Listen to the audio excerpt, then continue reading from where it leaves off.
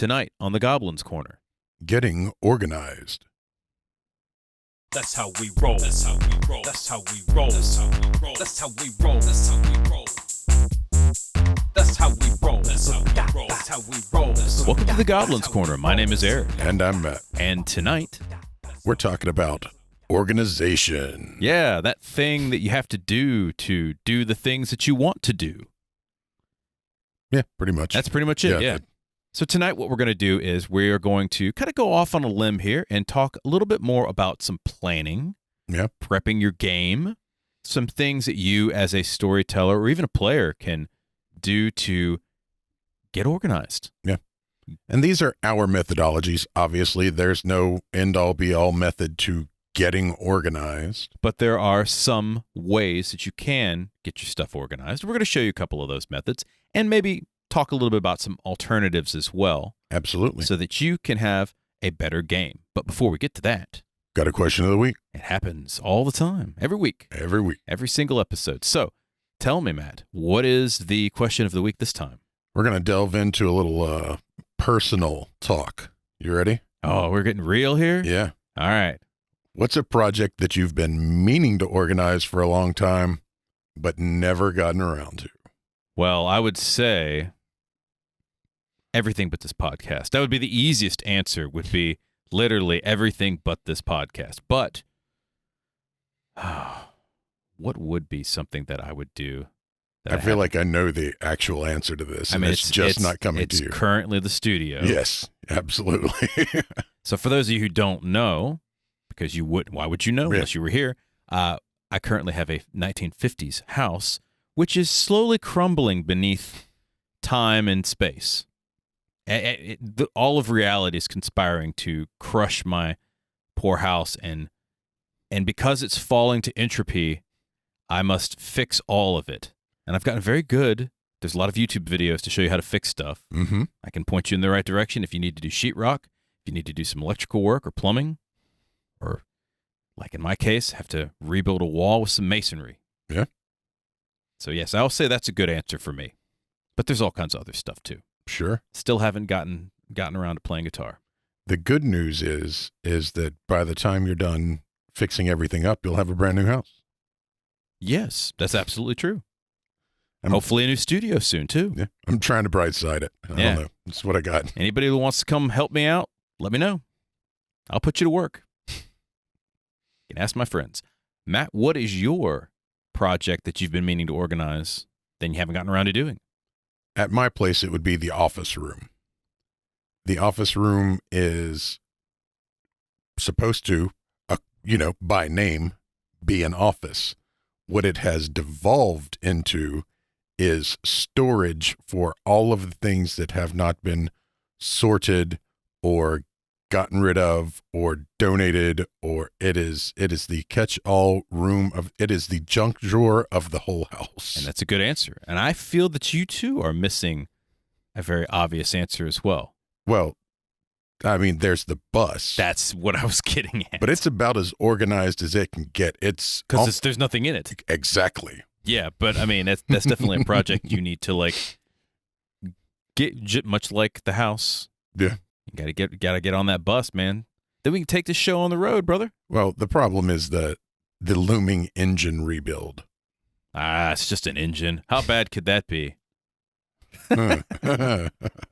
Do you happen to own a bus, or perhaps you're a contractor? Write to us, info@goblinscorner.com, or you can reach me, Eric at goblinscorner.com, or me, Matt at goblinscorner.com. And of course, you can find us on all the things. So many things. The ever-expanding list of things. And the list just keeps growing. Seriously, if you're a contractor or a mechanic, call us. All right, let's talk a little bit about getting organized. So you might ask yourself, I'm not going to do it. I know. I'm not. I'm going to resist the urge. It's fine. I'm doing it for you. How can two regular guys like us be so good at being professional GMs? Because we're pretty good at it. I say very humbly. I like to think so. I've gotten good reviews. So. Me too. It's very simple. It's not because we're superb GMs, although I'd say we're pretty good, but it's because we do a little prep work beforehand. Yeah. We get organized. We have our stuff annotated in some cases, written down in some cases, digitized in others, but we keep things on a level that we can understand and do what we do best, which is write games, tell stories, have fun. Well, we've developed a method and we maintain and refine the method. Absolutely. Yeah. So why do we need to get organized? Seems pretty simple and straightforward. There's only a couple reasons, right? The first one being there's a lot going on in your game, in your story, and in your head at any given point in time. Got to wrangle that up so that you can actually write a good story, play with your characters, have fun. Because you're not organized, and you need to be organized. Yeah. It's no longer a thing of, I'm just going to write up a story. And look, this is coming from an improviser here. Sure. I'm used to making stuff up on the fly. The thing about being an improviser is amazing, right? And you can improv an entire story, and that's fine. The issue comes when players get back to a town, when they get back to a major metropolis. And unless you have a photographic memory, which I do not, and neither do I, then you've got to write some stuff down, and you've got to go through that scramble of your brains to figure out what's what. Yep. Some other reasons you might want to get organized could also include because you're running a game with streamers, yeah, and you need it to flow cleanly. Maybe you're running a game with brand new people. You need to be able to present them with concise information because they don't know anything yet. Particularly rules, yeah, house rules, or just helping them out play. And so if you can't help them play because you're wrangling storyline or NPCs or even just, running the game, you're not doing your job as a GM. Right. And then the other side of that is min-maxers. You need to be aware of what they're attempting to get away with and whether or not they actually should be able to. And they will try. Sure. They'll press buttons, folks. Ours do.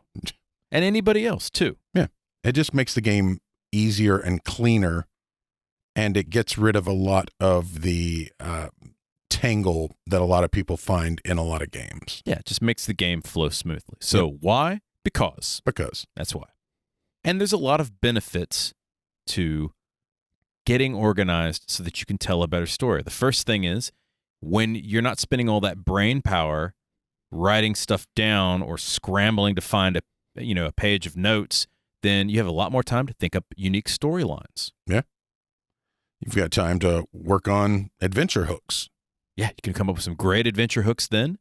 You could play with the players instead of just talking at the players. And this is something that we see a lot of inexperienced DMs and GMs do is they'll sit there and they've got one head in the book.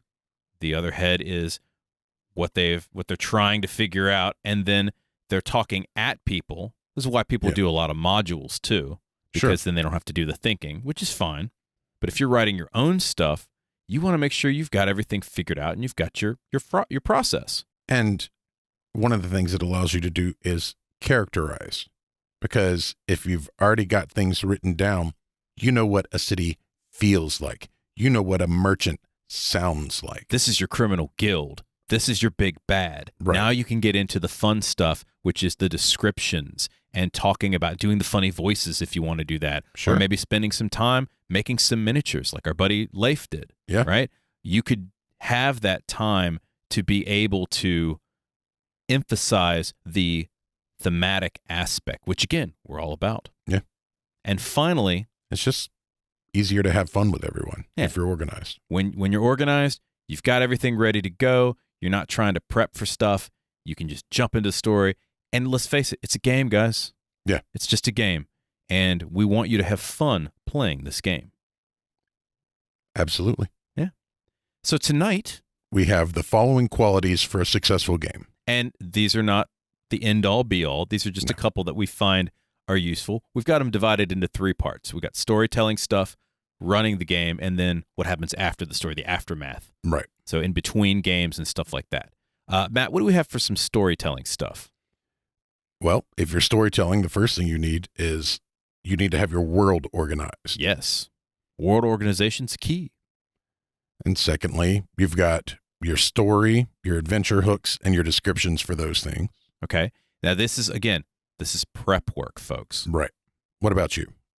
Oh, wait, you got to have some NPCs. Sure. Makes sense. And in addition to that, you might have some monsters that you have thought up because maybe something's going on in the story. So you want to have those prepped so you don't have to go look that stuff up. Sure. And then finally, you got to know about the PCs. What are they doing? And this doesn't necessarily mean the PC information, which is nice to have. Sure. I love having spare character sheets. Oh, yeah. But also stuff like, this is what one of my characters did last game. This is one of their flaws that they took. And so backstory information. Yeah, backstory is always great to have. And, you may not use all of it, but it's if your players are writing a backstory for their game, use that as a gift. Yes, absolutely. Sharpie marker a couple of things that you think is interesting. Circle that stuff around. Oh, really? They've got a secret villain in their backstory that they want to emphasize. Oh, I'm going to dredge that out at some point in the game. It's really fun. If you just want to play with your players a little bit, right? Take a clipboard. When they give you their backstory, just grab a highlighter, hold the clipboard up so that all they can see is the blank face of it, and then just start marking through stuff on the paper. Fantastic. It really makes them paranoid, too. It's good for them. It builds character. Now, what are we talking about when we're talking about running a game? Obviously, playing the game. Yeah, so what are you doing while you're playing this game? Now, we're not going to talk about the rules in terms of, like, you should do these, because there's a lot of different games out there. Sure. But how are you acting? What tools or organization tools do you have at your disposal while you're playing? Speaking of rules and your DM screen, and that doesn't have to be, it can be a storyteller screen, what have you, right? Like, what are the shortcuts you have visually in your line of sight? Could be a veil. I'll have a DM veil or a helmet. Think about that. That'd be great. Have a Mandalorian mask that has all the rules written in it. No, I just need a heads-up display. Have your poker face on. Yeah, poker face. All right. Okay. That's enough of that. We could talk about combat. Sure. Combat's one of those things where you definitely need to be organized for, because in most TTRPGs, not all of them, but we're talking D&D here, it takes forever.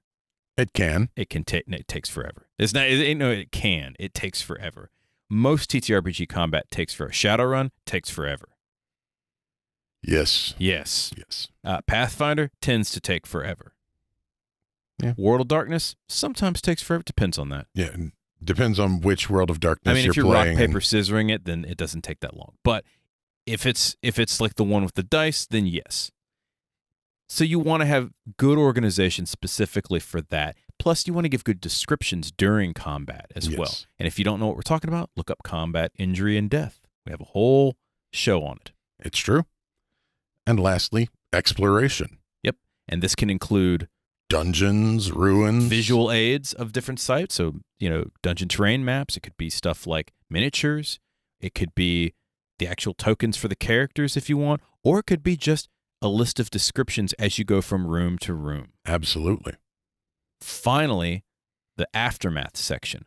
Okay, we've done the story, we've summed it up for the game, and we're waiting for the next game. What are we doing in between that time? A lot of people play character arcs in between games. Or if they don't, you're going to write up the experience or whatever loot you found. Yeah.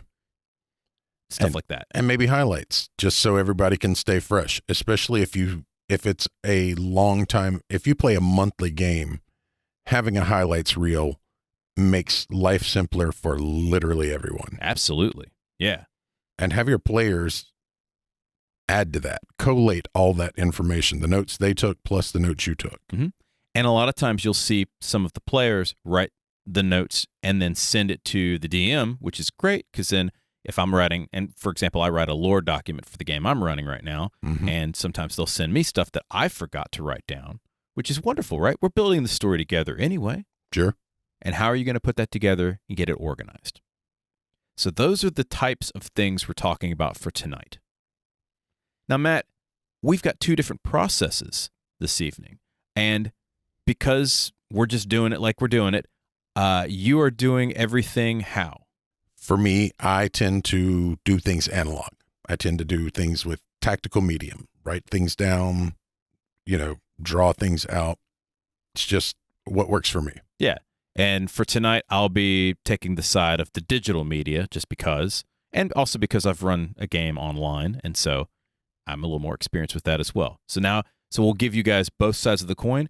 It's not end all be all. There's a lot of times where Matt and I will do something that's digital and then we'll write other stuff down. And so find the process that works for you.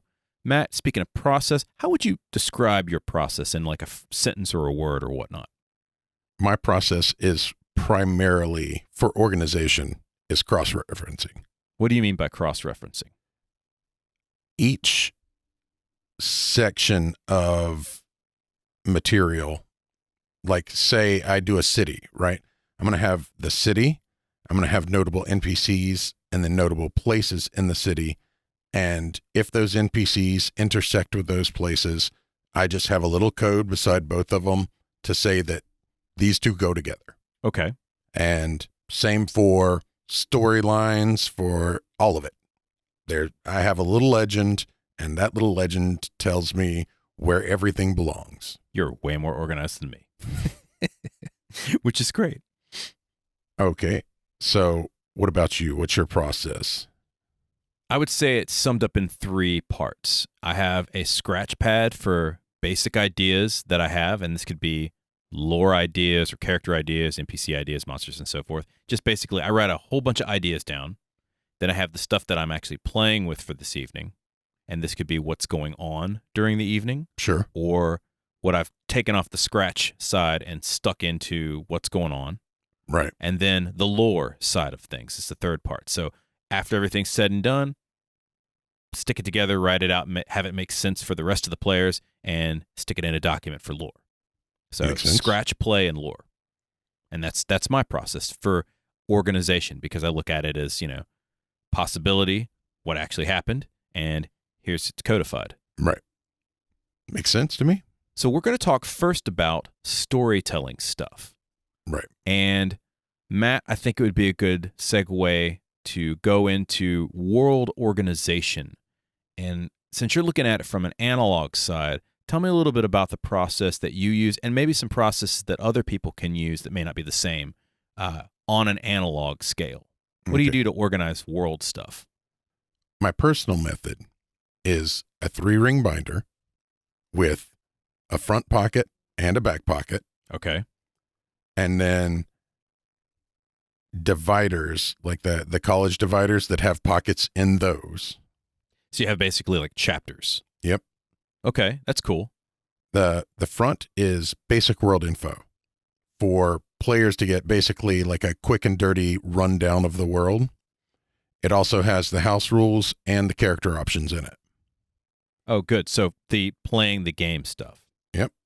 And I'm assuming like the rest of the world, if you're playing from a specific game, might be the books themselves as well. Yeah. And then for following that, I use like regions and cities. Each of those is going to have a colored tab at the top of it, so I can just thumb straight to it. Mm-hmm. And notable NPCs, and then the story options that they provide. And that's going to be in a little, like I said, just a little code beside it that says this NPC is going to offer this side quest or what have you. See name of the side quest. Yep. That type of thing. That's cool. So that gives you a couple of options that you can use, because you never know who they're going to interact with or what. Absolutely. And so you can just give those options and then write that out later, or in your spare time, flip to that reference, and here's a nice little story hook or whatnot. Absolutely. Cool. What about you? Well, on the digital side of things for world organization, I tend to mostly go very low key because I improv. Mm-hmm. And so everything's just ideas. Now, for world organization, I typically use like Google Sheets or Google Docs, just because it's online, it's ubiquitous, everyone's got an account. Sure. So I will generally, when I start a game, write up character creation rules, some house rules, and maybe like the basic lore in like a doc. Sure. Makes sense. Once that's done, then I will open up a Google Sheet, and then that's kind of be my playing field for idea generation. And I'll just like, if I'm sitting around the house and I'm thinking about what they could do, I might have, here's the beginning of the story arc, here's the middle, here's the end. And sometimes I just have an idea and I do consequence of actions. Well, if they do this, here's the idea. If they go the opposite direction, here's the idea. It's on the same playing field. Like visually, it looks on the same playing field. Where do these two things end up? Absolutely. And so that's kind of how that gets built in my head. It works for me. It may not work for you. Sure. So online, you've got a lot of tools to write up your house rules and your lore and, do some brainstorming, some idea generation. You can use mind mapping software like FreeMind if you want to do just like some if-then ideas. Mm-hmm. When you're talking about writing lore, as against I mentioned Google Docs, but I also use I usually turn it into a PDF for the players so that they can then read the character creation rules and whatnot. For that, because I like to make it look spiffy, I use Homebrewery, which is just a markdown language that Sure. exports to a PDF, but you can use anything. Any layout program works for stuff like that. So if you live in the Adobeverse, you could use InDesign. If you want to do something you don't have to pay for, you can use Scribus. And I'm sure that there's other software out there as well. Right. And then you just share it with the players, right? Make a Google Drive, stick it in there, give them access to that, stick it up on your Discord server if you happen to have that. Send them a shared link, email it to them. I don't know, I guess you could text the whole thing to them if you wanted, but You could. it depends on how big it is, right? Yeah. May only be a couple megs if you don't include images. Now, that is one of the places that I prefer, obviously, analog. But when it comes to disseminating information, obviously, I'm willing to send emails and stuff like that. I'm not a complete Luddite or anything.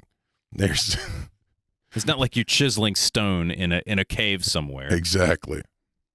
That would, with my handwriting, oh my God, that'd be miserable. That'd take a long time.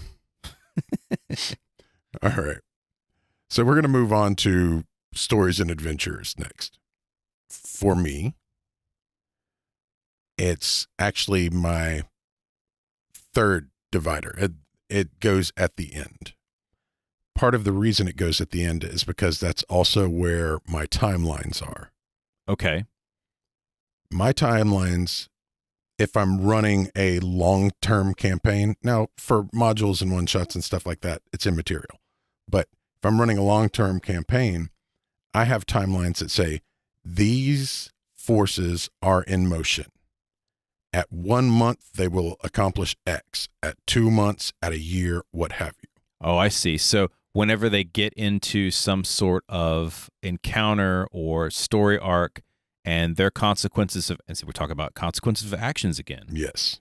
Whatever your players do, the world keeps spinning. And so you're still writing out what's going on in the rest of the world, whether they get to it or not. If the players have been warned that there's a Baylord that is slowly summoning an army, the longer the players choose to ignore that threat, the more of a threat it becomes. He's just whipping up some undead. He's ready to go. He's already at Starbucks. He's got his coffee. He's got everything. He's organized. Yep. And they're just around, not doing anything. Trying to go off. They're trying to dig into that Lich's dungeon. Oh, yeah. Yeah, and the Lich, he didn't do anything. He's just trying to research. He just wants to Netflix and chill. Sure. And you it all up. That's why the Baylor takes over the world. It's all because of you guys. And that's the thing is, right, you can plant several seeds at the start of a game, at the start of a campaign, right? Yeah. And basically have a short arc, a medium arc, and a long arc based off of which ones they show interest in first. Yep.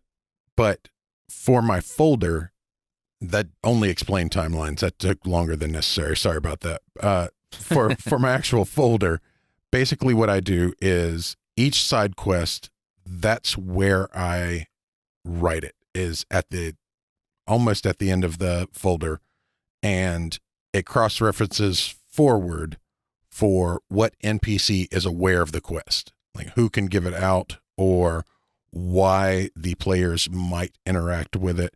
And it's just generally short notes about what kind of critters you're going to find there, what type of place it is, and what the benefit of doing this quest is. You're given just enough ideas so that you can ad-lib the rest of it. Right. So, because if they ignore it, why write out the entire thing? And this is what we talk about when we talk about world building and city building, stuff like that. Write a couple of notes. Don't write War and Peace. Right. Just enough ideas for your brain to spin in the right direction. Yeah. And if you feel the need to change it, then change it. It's your game. You can do anything you want. Absolutely. What about you? What do you do for your stories and adventure hooks? For all of that, including descriptions, it's usually in a Google Sheet. I generally just have like random. It looks horrible too, by the way. I'll show you guys a picture of it. But it's just I write in some cells and I have it divided into different sections, and sometimes I have it different tabs in the sheets occasionally. Sure. Because I use my DM screen as kind of like the end all be all until it becomes lore. And so I'll write a whole bunch of different story ideas. Wouldn't it be cool if the players did this? They might go to the ethereal plane. Oh, they might meet the majestic air flump. Sure. They might suddenly face their worst fears. They might, there is a lich that's currently plaguing the country. Maybe we can throw them into that. Oh, I just thought of a really cool idea of a magical box that turns everybody into cats that's terrorizing the town, right? Pop that in there. Do they get to it? Maybe. They may never get to it. Might just be a city full of cats. Yeah. And so it's all in the sheets until it's lore. Adventure hooks, descriptions, and stuff. Now, I will write a bunch of descriptions, and usually that goes into like a Google Doc if it's something that is interesting to me. And then I may or may not use it. Right. Large descriptions are usually written in a doc, but it's usually mostly just a couple of sentences, much like what you're doing as well. Every game, I come up with 5 to 10 story hooks, a couple of NPCs based off those hooks, and then some very brief descriptions. If they're on a particular path, then I might write up some consequences of success or failure, so much like what you do. Sure. And then if I'm feeling froggy, I'll add it as a note like in Roll20, because we play in Roll20. Right. And you can do this, by the way. We'll talk about like actually playing the game. There's all kinds of software that you can use. Sure. So you might add it to that, or you might just do what I'm doing. Let's talk a little bit about NPCs, because that's something that a lot of DMs have a hard time getting organized with, is making up characters. And if you're not used to doing that, this is something that you might want to take some notes on. Absolutely. Now, as you're well aware, NPCs are my favorite. Yes. I love people. And you're great with names, too, which is something that I suck at. That's because I cheat. So, first off, in my notebook, NPCs are separated by location, both regionally and as in their parts of the city. So if there's a tavern that's got 5 people that work there, those 5 people are going to be together. Things like that, right? Put the people who are most likely, because remember, NPCs are people. Yes. Put them in places where they would congregate, because that's how the players are going to find them. Where do you put your merchants? In their building. Not like the traveling merchants. Oh, the traveling merchants? Those generally go under either at the end of the NPC book or chapter, or they go into story hook place, because a lot of times traveling NPCs have story hooks. Oh, yeah. This monster's been plaguing our roads. These bandits stole all of my money. I found this plant that wants to eat people. Feed me. Yeah. All right. Breaks into song. Under my NPCs, I make notes for maybe how they act, where they stand in the world, as well as leaving space to make notes about how the PCs interacted with them. Oh, that's interesting. So if you piss off the NPC, you make a little note. Consequence of action. Yeah, I love that. And then when they come back to try to buy something, it's 50% markup. Absolutely. Yeah. And if you don't believe that NPCs should be petty, be an asshole at Starbucks and see if they spit in your cup afterwards. Yeah, or any place, yeah. Really. Yeah. And by the way, don't do that. Don't be an asshole to people. Those people work hard. Exactly. If you're rude to people who work retail, you're not a good person. Yeah. I need you to rethink your stance in life. Kicker. That's what you are. You're kicking flumps, going to hell. All right, Eric, tell me what you do for NPCs. Online generators. for like basic ideas. Sometimes I have an idea in my head because I think it's amusing or it's something that is story arc related, and I'll jot that down. But as I mentioned, I suck at names. Mm-hmm. I'm very bad at names. So I have found there's lots of interesting name generators for NPC names, for taverns, for all kinds of stuff like that. So Fantasy Name Generator is a great place to start online. Just Google Fantasy Name Generator, and it's a whole website for, oh, you want the names from some random gods? Here you go. And I'll, click refresh until it's something that seems interesting to me, and I might change it up. So I'll put that in. Donjon and I think it's Kassoon.com also have some really great NPC creators if you're just looking for something really quick. Gotcha. They're good for descriptions too. Nice. And a lot of times you can set some of those generators. You can go, I need a dwarf. I need a dwarf female. Okay. And she needs to be lawful good, or she needs to be a barkeep. So there's a lot of specific ones. I highly recommend go searching for a couple of those online. We'll throw some on the website too if we find a few. But that way, you don't have to do any thinking about it. If you don't like what it was written, change a couple of things, right? Oh, I really wanted a half-elf. Then make it a half-elf. Now, one of the ways I do names is if you take something that is close to what they do, and then, so let's say you've got a spindle for mixing drinks, right? Okay. That's your bartender. He's got a spindle. Yeah. Now, just spindling away. Take a couple letters off and replace it with another letter. Lindell. Boom. That's your bartender. And because that mnemonic works, it'll work for you. But if you throw Lindell with the spindle into part of the description, it works for your players too, and they don't even realize it. Interestingly enough, if you want to get an NPC to not die, you do some kind of mnemonic like that because the players find it amusing, and they oftentimes will not kill your NPC if you have a bunch of murder hobos.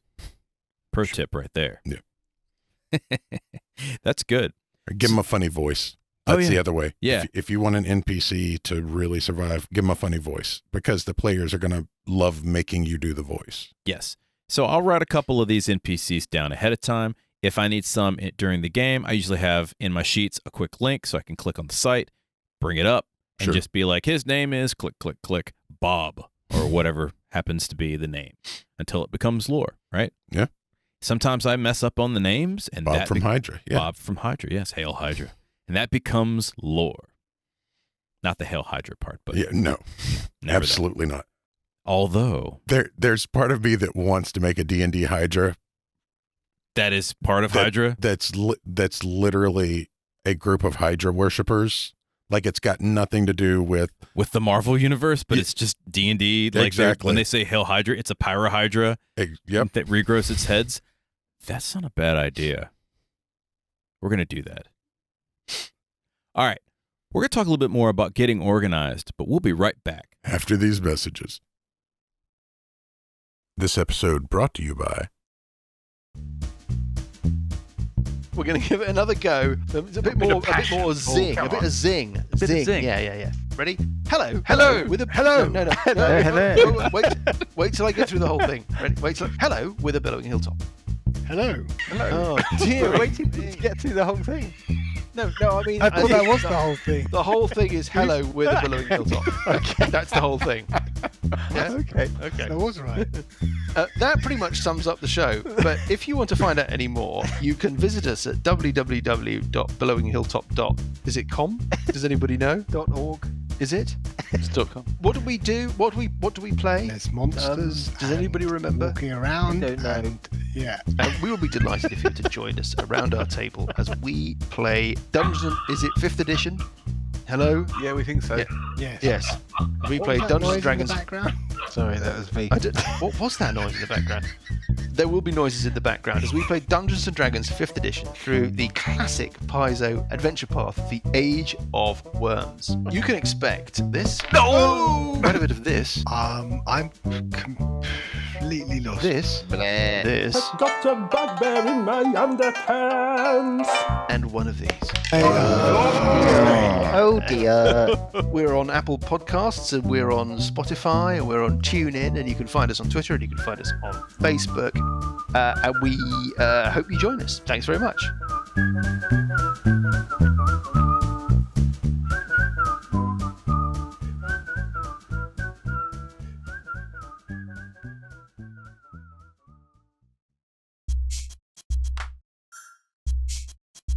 This is a commercial break. If you guys would like to hear us review something like a product or service, or if you'd like us to cover something like a topic, Or if you'd like to sponsor an episode, we'd love to hear from you and have you contact us at info@goblinscorner.com. so write to us and maybe we'll talk to you. Maybe not. And we're back. Welcome back. So we're talking about getting organized, giving you guys a little bit of proper education in the finer points of running a story.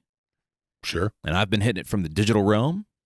And I'm doing analog because that's how I do it. And you can do either which you like. Or both. Or both. And you should do both. And we were recently talking about NPCs. And I think now it's a good time to talk about, hey, how do you get organized with monsters? Because monsters are a little bit different because, and we'll get into combat in a second, that's a big thing. For me, homebrewed monsters go in the back of the book with either location notes or factions, if they're intelligent and have those. Yeah. Oh, yeah. And personal information, if it's appropriate. Long walks on the beach. Loves to vaporize anything not a beholder. Can be bribed. Can be bribed, yeah. Right. Yeah. Things like Likes that. back rubs. Yeah. Who knew? Scritches. Yeah. Maybe that dire wolf is actually a horrid wolf. It's still a puppy and you could tame it, but you don't know that until you give it the scritches. Maybe the displacer beast loves belly scritches. Just have to find it. That would suck to be a displacer beast and you want scritches, but you're 5 feet away and you can't ever figure out where this damn cat is. Yep. And, for me, monsters for things like side quests and stuff like that, I just make a small note, whether it's the monster manual or Tome of Foes or whatever, and the page number. And I normally keep books with me. Makes sense. For my side, I generally have SRDs. So 5e SRD if you're playing D&D. Now, if there isn't like a SRD out there for the game you're playing, I guarantee you there's a lot of digital copies of the books that you have. Sure. And so I'll have those on my computer as well to look at that stuff. Right. Normally, I will have a couple of monsters already written up in a doc with a link to them just so I can play them. And I generally have 3 or 4 things that I use because I don't need the whole monster. I'll just click on a link and look at it. I want to know what its hit points are. AC. Yeah, the AC.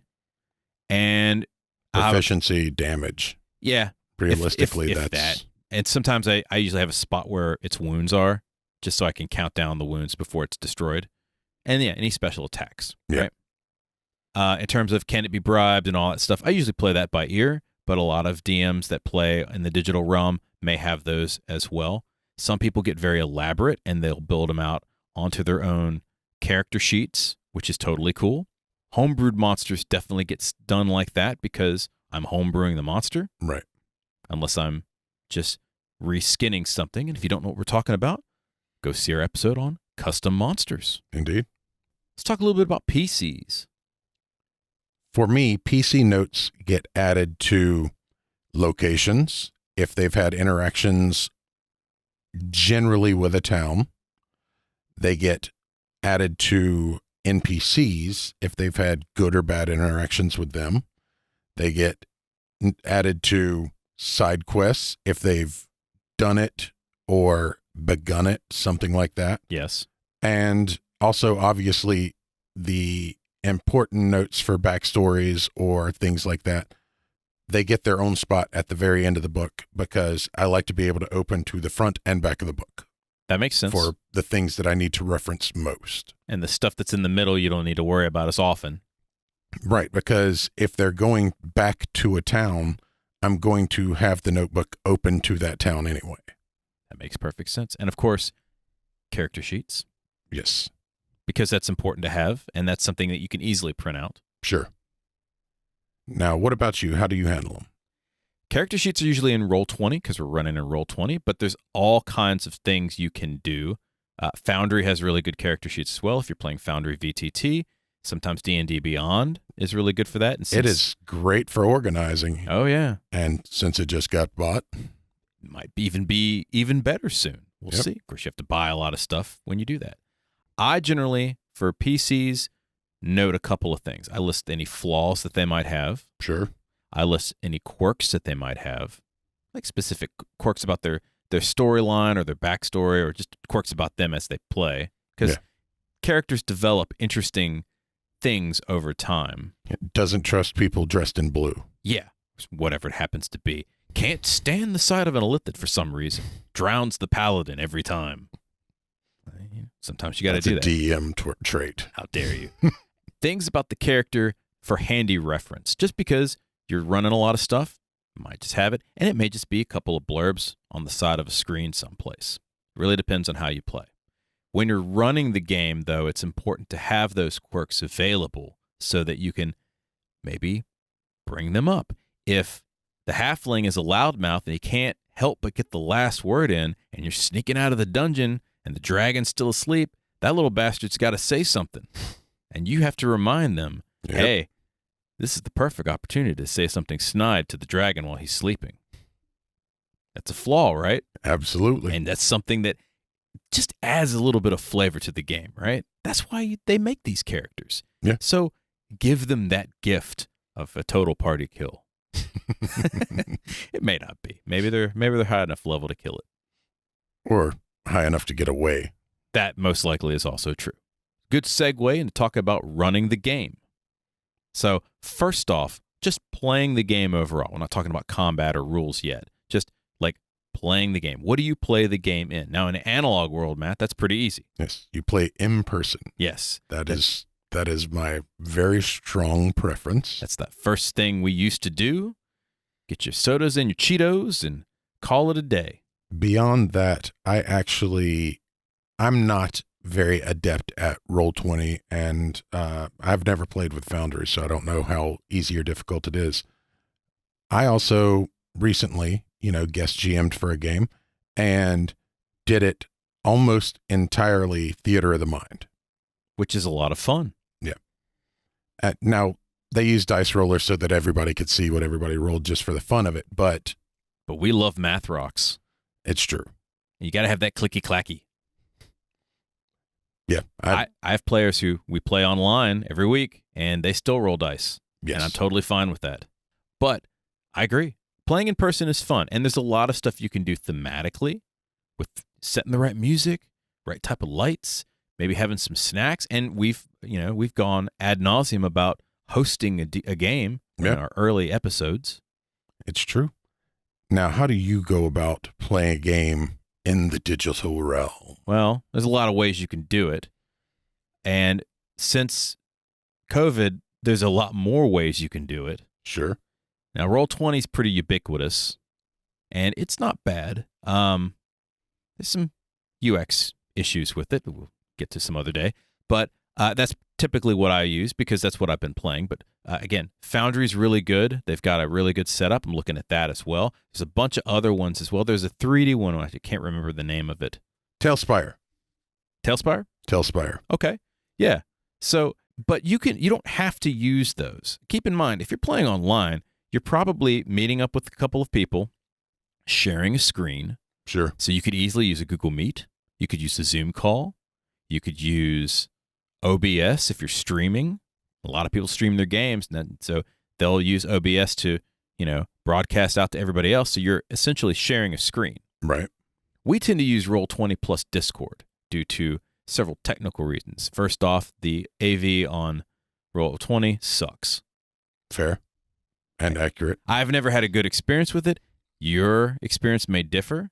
No, mine doesn't. If you're from Roll20 and you're listening to this, I'm sorry, but I've never had a good experience with it. So we use Discord. We get on voice chat or video chat, and we hook it up on Discord, and then we move over to Roll20 for the actual game playing. Right.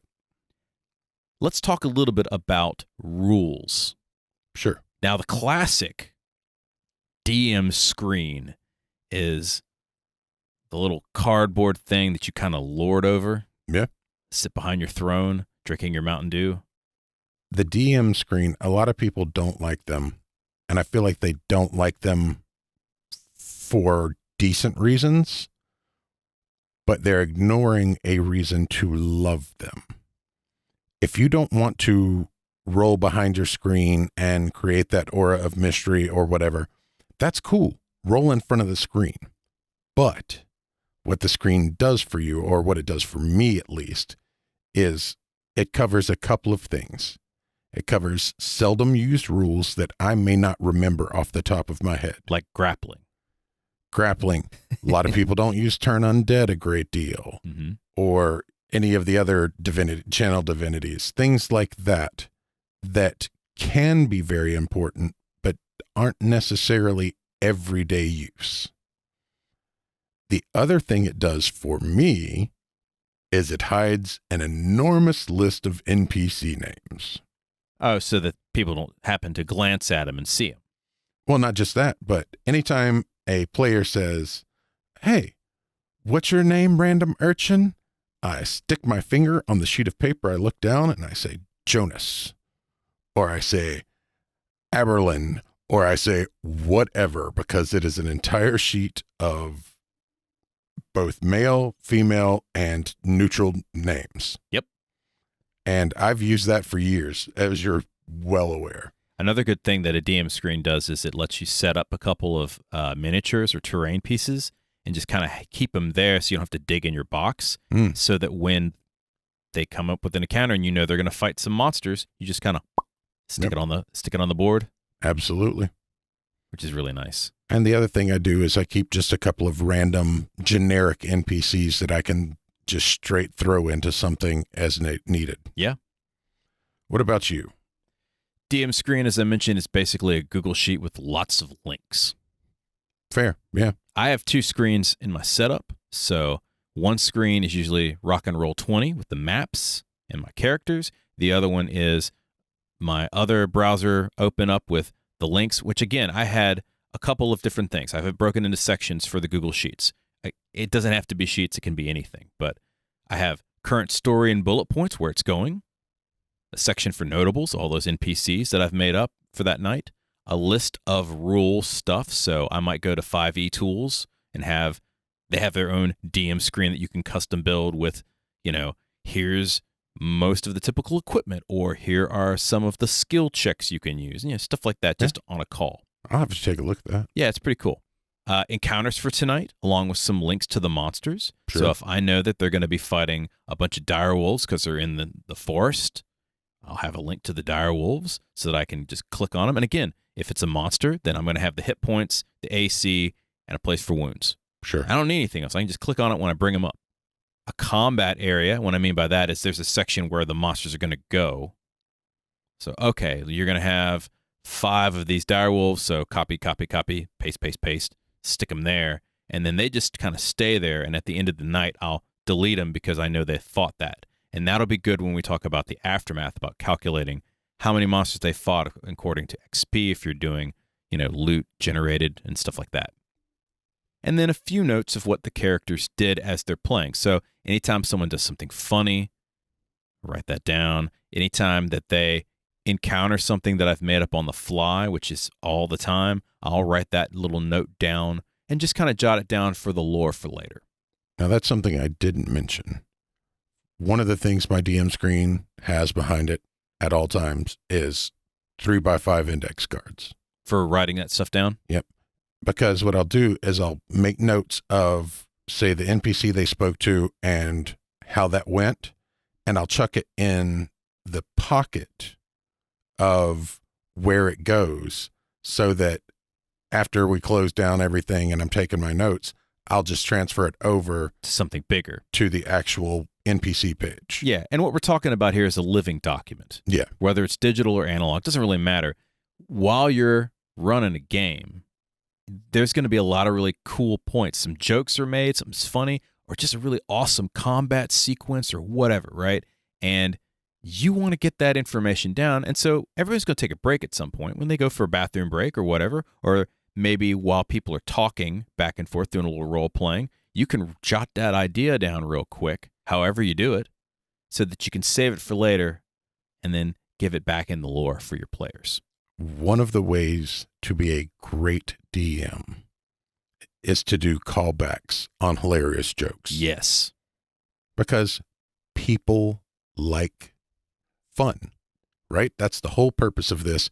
If something is hilarious, set it as a time bomb, right? Make a note, and then either a couple hours later or even a couple of sessions down the road, if it was funny enough that it's memorable, drop it back in. Bring it back in. Yeah, callbacks are amazing. Oh, yeah. Let's talk a little bit about combat. What are we doing when we're talking about combat, Matt? How do you play it from an analog version? From an analog version, I have books handy. Of course. I have either minis or tokens and a battle mat. Yep. And if you don't know what we're talking about in terms of how to make that stuff, go watch our previous episode. Got a lot of different ways you can play. I often, like I said before, use theater of the mind in situations where locations don't require like in-depth tactical descriptions, and like a desert, right? It's sandy. It's wide open. There may be dunes, but generally speaking, there's not a lot of need for drawing direct lines of tactics and stuff like that because there's not cover. Yeah. I save minis and things like that for specific setting, boss battles, things that are tactical, like in dungeons and stuff like that. What about you? How do you handle it? For me, combat is through whatever software I'm using online. In this case, we'll use Roll20 as the example for that. I generally use it as the game board. And by the way, going back on, if you want to do stuff analog and digital, there's a lot of people that use like a TV as their game board, and they'll run stuff through Roll20 or whatever, and they'll have all the pieces of the game board set up as a table, electronic table, and then they use physical minis, or maybe everything's still digital, but you have someplace to set your drink, which is always useful. Sure. So I usually have the characters, the tokens, the status, the init, and so forth. I always lead with the description. Always. And that's why writing stuff down ahead of time is very important, because it's combat. You want to have a description and not just crunch numbers. If I wanted to crunch numbers or just click, kill monsters, I'd play a video game. Absolutely. Monsters and NPCs are generally loaded as PNGs or tokens. And I usually find a lot of those. There's a lot of free resources you can find online. Roll20 is really good about having a lot of free ones that you can drag from theirs. You know, Foundry VTT has a whole bunch of stuff. If you want to make your own, really easy to do. Maybe I'll show you guys how to do that sometime. There's a lot of free photoshopping software, not just Photoshop, but other software. You can make your own tokens for stuff like that. So, for example, I have a delightful Beholder Shark token that will be used at some point soon. Nice. Yeah. Oh, yeah. A lot of custom monsters you can make. And it's easy to make that stuff. Most of the preliminary stats of those monsters, as I mentioned, are in the sheet. And then for Roll20, I usually let them see the monsters when they come out. So we have something tactical to play with. And then I generally roll in Roll20, unless there's a reason not to. Sure. But usually I let them see the rolls. Sometimes not, because as you mentioned, sometimes you got to fudge the rolls, right? It's all about the story. Especially early on, where a bad roll can murk a party. Yes. But after a while, you just kind of let it where it lies. Yeah. I mean, Burning Hands is a first level spell. If you max the damage on Burning Hands, you can murder an entire first level party. Oh, yeah. Suboptimal. It's like getting hit by a flamethrower. That's what happens. Now, there's a very similar way that we both run stuff in terms of exploration. Let's talk a little bit about that, Matt. From the analog side. Once again, I tend to do theater of the mind. I like descriptive words and phrases. And if you use the correct, first off, use all five senses, right? You can make the image you want in somebody's mind most of the time. And let me pause for that one thing. And we've said this before in other episodes. All five senses are great if you've got people in person doing that theater of the mind. If you describe the smell of the burning wood and you light something in the room, it smells like this. That is way more of a visceral experience than just reading out of a book. Yep. 100% every time. Your sense of smell is tied more strongly to your memory than any of your other senses. And so if you can replicate a scent that takes someone somewhere, you've already won. Yeah. But beyond that, for things like minis and such, once again, I tend to save terrain for dungeons, buildings, if they're important buildings. Yes. And boss battles. I might do a drawing, right? If you're walking into a tavern and I'm like, it's 60 by 20. Not everybody's great with size. You sketch something out real quick. Exactly. Whiteboards are great for that too, by the way. Yeah. You don't always have to use paper. You can just have a big whiteboard up in the corner. It looks something like this. Yep. A battle mat with some sticks. A battle mat with sticks works great. Another thing I would say from an analog side that most people don't think about, have one of your characters be the designated map maker. If you have people who love to draw, having a cartographer in the group is amazing. And it's fun to play so that you don't have to make them roll intelligence checks to figure out where they are. They literally have a map as they're moving through the dungeon. I was actually discussing literally this precise topic on Twitter the other day with Devin Rue. Really? About how the fact that they would love to play a cartographer in a game and get to map out a world. That's really cool. Yeah. So what about you, sir? With exploration, it's really whatever works. Most of the terrain and map stuff is in the same software, so we're saying Roll20 again. Again, your experience may differ. This can easily be shared to a window for something else too. So let's say you want to make a map, you whip it up in Illustrator or Photoshop or WonderDraft or whatever software you make. You could just share that screen and show them a picture of it. It can even just be a document that you've shared in a folder. Sure. So here's the first map, bam.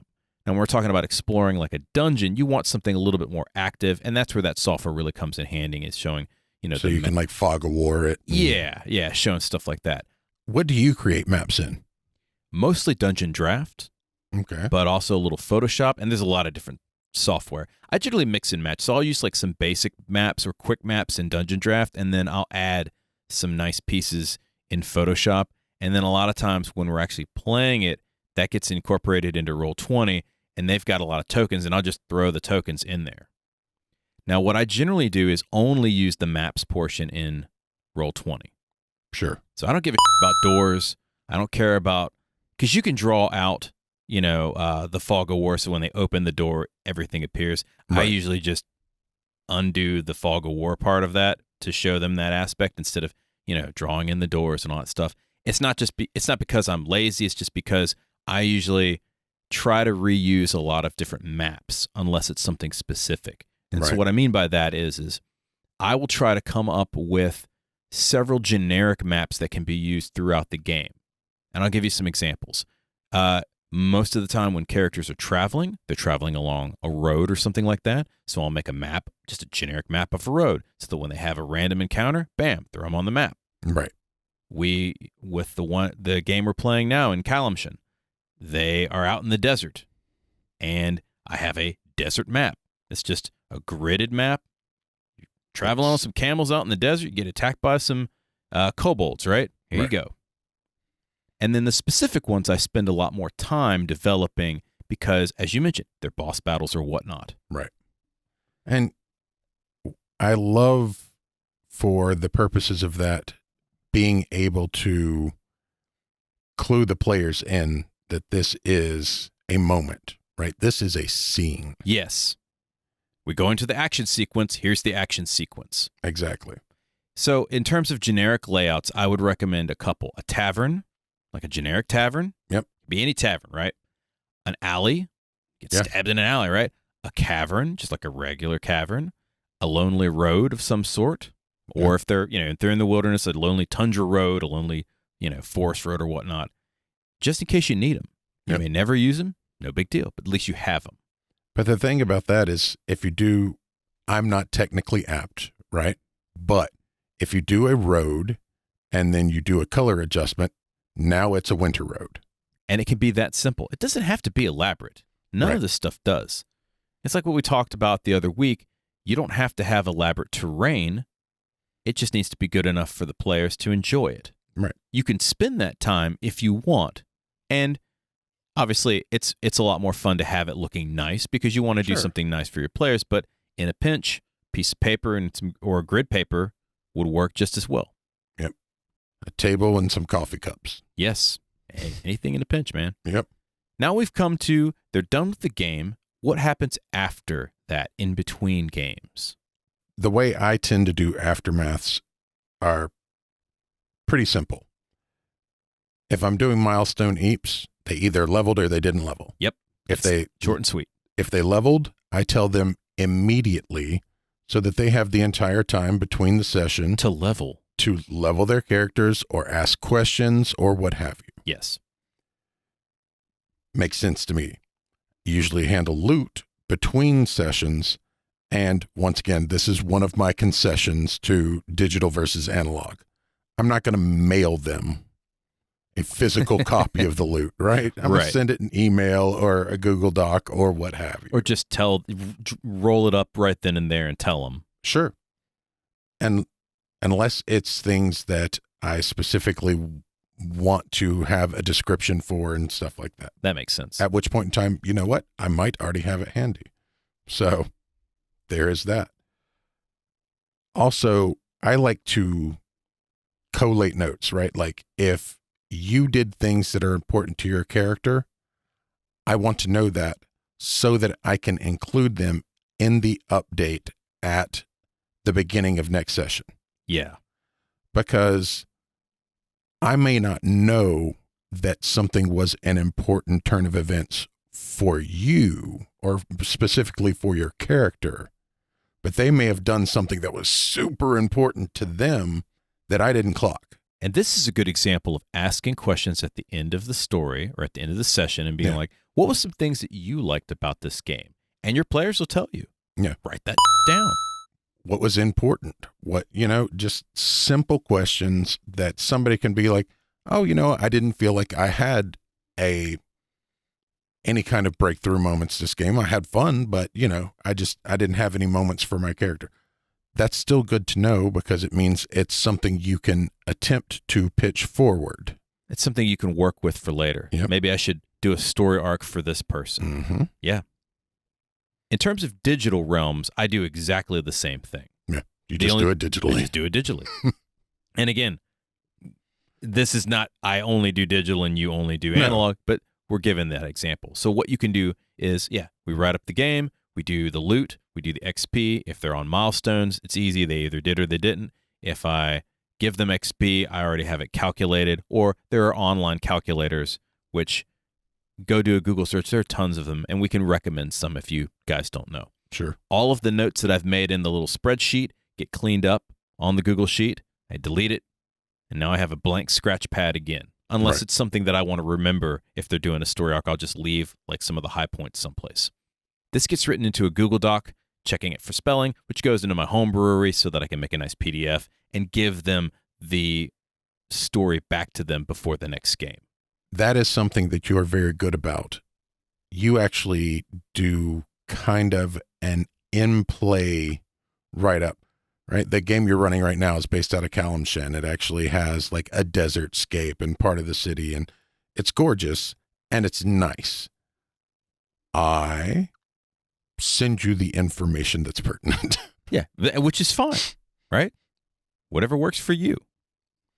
Now, in terms of loot, I usually use generators, which is delightful. Give them some loot. And whatever else I cook up, just like with you, right? I'll Yeah. have some stuff that already is written up. Sometimes the loot is on the fly. Sometimes they want to take a piece of the golem. And that's part of loot. We believe in creature harvesting around here. Absolutely, we believe in creature harvesting. And so I might have to think up what that is. And so I'll write that up in the doc as well. And sometimes for us, very intentionally, the creature is the loot. Yes. Now, in terms of magic items, for 5e, I recommend Sane magic item prices. They've got good prices on stuff. If you guys don't know what I'm talking about, it's a PDF. Go Google it. It's free. Yep. Delightful people that have created it. And there's other ones out there as well. So you do you in terms of like where you want to find that stuff. There's also home-created stuff. And then all of that gets zipped up in the PDF. I sum it up, send it to them via a link or Discord or whatnot. And we've got our questions and answers for next week. Yep. And that's how it works. So in summary, what we're talking about is get organized. Yeah. And you don't have to use one of our methods. You need to find a method that works for you. But once you've found a method that works for you, stick with it. It speeds everything up for you and your players. Yeah. It just makes your life easier. You might find that you like to roll dice while you're online, and you might play with miniatures because you got a web camera, so that people could see a 3D view of it. Wonderful. Do that, right? Maybe you play in person, but you have all of the documentation online so that everybody can look at their laptop, and then when you get to combat, it goes to the kitchen table. Yeah. Which we did for years. Yeah. And that's also 100% fun. There's a lot of different methods, but get yourself organized so that you can, again, tell better stories, have a lot more fun with everything. It also brings down the stress because you know where everything is. You know how everything is set up. And so you don't have to shuffle through. You don't have to be panicked because, oh crap, where's that one sheet of paper I really need right now? Yeah. It's on page 7 because you put it there. It's always on page 7. Questions and comments? Write to us. info@goblinscorner.com, or you can reach me, Eric@goblinscorner.com, or me, Matt at goblinscorner.com. We're on all the things. Matt, what are some of the things we're on? We're on Twitter, Facebook, Pinterest, YouTube, and Twitch. As Goblin's Corner. Right. And Instagram. As the Goblin's Corner. Indeed. Do you like our show? We hope so. Subscribe to our podcast on your favorite player, YouTube and Twitch. If you could do us a favor and click 5 stars or give us a review on iTunes or Podchaser, on YouTube, do all the YouTube things like and subscribe and comment and all that wonderful stuff. It boosts our show and it feeds the hungry algorithm. Which is currently lurking in a 1980s Trapper Keeper in some kid's locker. It's actually in the car. Oh, it's in your... Yeah, the algorithm is in the car? Yes. The Trapper Keeper. The Trapper Keeper. And the algorithm yes. is in the car. It's in the car. That's all the time we have for tonight.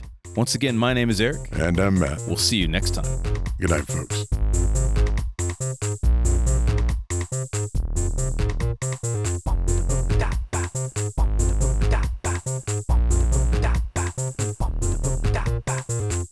The Goblin's Corner has been written and produced by Eric Holden and Matt Staple. D20 did our music. And this has been a Subterranean production. Later.